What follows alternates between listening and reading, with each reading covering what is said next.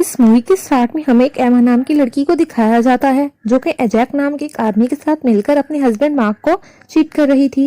एमा जैक से ब्रेकअप कर लेती है क्योंकि उसे बुरा लग रहा होता है कि वो अपने हस्बैंड मार्क को चीट कर रही है। और कल क्योंकि उनकी मैरिज एनिवर्सरी थी इसीलिए एमा कल मार्क के साथ अपनी नई जिंदगी की शुरुआत करना चाहती थी। एमा टॉम से ब्रेकअप करके वहां से चली जाती है। नेक्स्ट डे फिर मार्क और एमा लंच करने के लिए जाते हैं और वहां मार्क एमा को डायमंड नेकलेस पहनाता है। फिर मार्क एमा को एक हाउस में लाता है जहां मार्क ने सब कुछ बहुत रोमांटिक तरीके से सजाया हुआ था। एमा ये सब देखकर बहुत खुश होती है और मार्क एमा से कहता है कि हम कल अपनी नई जिंदगी की शुरुआत करेंगे। अगली सुबह जब एमा उठती है तो देखती है कि उसका हाथ उसके हस्बैंड मार्क के हाथ से हथकड़ी के जरिए बंधा हुआ है। वो मार्क से पूछती है तो मार्क खुद को गोली मार लेता है। एमा ये देखकर बहुत शॉक हो गई थी और एमा अब बस यहाँ से निकलना चाहती थी, लेकिन ये इतना आसान नहीं था। एमा बंदूक से हथकड़ी को तोड़ना चाह रही थी पर बंदूक में एक ही गोली थी जो मार्क खुद को मार चुका था। एमा नाइट ड्रेस में थी इसीलिए वो चेंज करना चाहती थी। एमा मार्क की बॉडी को घसीट कर ले जाती है पर वहाँ कोई कपड़ा नहीं होता सिवाय एक वेडिंग ड्रेस के। जैसे ही वो ड्रेस उठाती है वहाँ उसे एक लॉकर दिखता है। वो उस वेडिंग ड्रेस को मार्क की बॉडी को खींचने के लिए काम में लाती है। खुद मार्क की शर्ट उतारकर पहन लेती है। एमा मार्क की बॉडी को जैसे तैसे करके उतारती है, लेकिन अब वो किसी को कॉल करना चाहती थी पर मार्क उसका फोन पानी में फेंक गया था और एमा जब उसे निकालने के बाद चलाने की कोशिश करती है तो उसका डिस्प्ले बहुत खराब था। फिर वो किचन से कोई चाकू तलाश करने लगती है मगर उसे वहाँ कोई चाकू नहीं मिलता, लेकिन उसे वहाँ कार की कीज मिलती हैं और वो उन्हें लेकर दरवाजे की तरफ जाती है। पर बाहर तो खून जमा देने वाली सर्दी थी। पर एमा अपने पाँव पर कपड़ा बांधकर मार्क की बॉडी को घसीटते हुए गैराज में जाती है और मार्क को किसी तरह कार में डालती है और कार को ऑन करती है। पर कार में तो पेट्रोल ही नहीं होता जो कि मार्क ने पहले ही निकाल लिया था।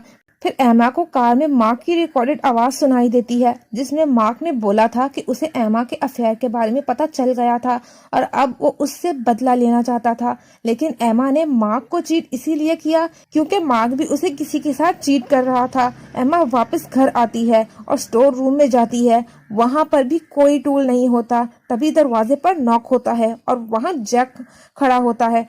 जैक एमा से कहता है कि तुमने मुझे यहाँ मिलने के लिए बुलाया था, मुझे तुम्हारा मैसेज मिला।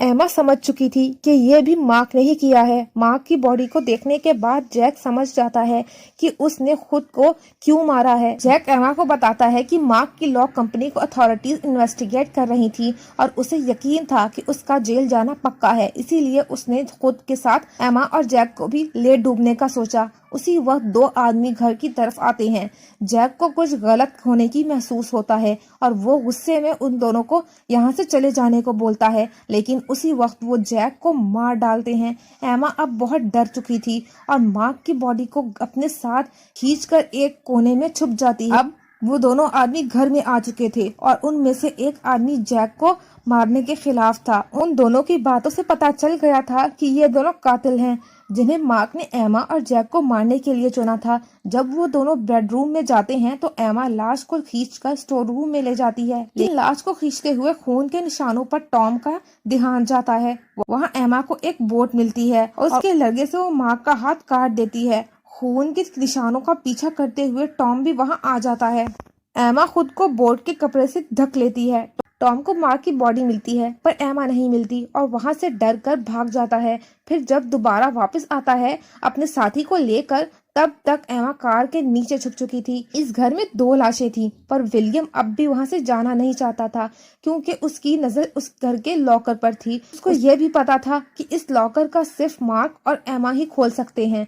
मार्क तो मर गया है तो अब एमा ही खोल सकती है और अब वो दोनों एमा को ढूंढना चाह रहे थे। तभी विलियम की नजर एमा के खून वाले पैरों के निशानों पर पड़ती है और उसे पता लग जाता है कि एमा यहीं कहीं है। एमा गाड़ी के नीचे छुपकर इनकी सब बातें सुन रही थी और ठंड और खौफ से उसका बुरा हशर हो चुका था और एमा अपने पाँव को वेडिंग गाउन से लपेट लेती है और वहां उसे पेट्रोल मिल जाता है। उस पेट्रोल को वो कार में डालकर वहां से निकल सकती थी। उन दोनों कातिलों को पता चलता है कि तिजोरी खोलने के लिए सिर्फ पासवर्ड की नहीं बल्कि फिंगरप्रिंट की भी जरूरत पड़ेगी।